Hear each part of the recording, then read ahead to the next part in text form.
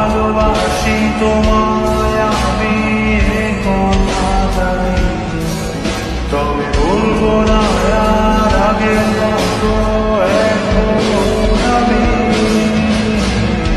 এখন আমি অনেক ভালো তোমায় ছাড়া। আর সত্যি কথা বলতে কি, আসলে এই পোড়া চরটাই এখন আবাদ হইতেছে বর্তমানে ভুট্টা শস্যা।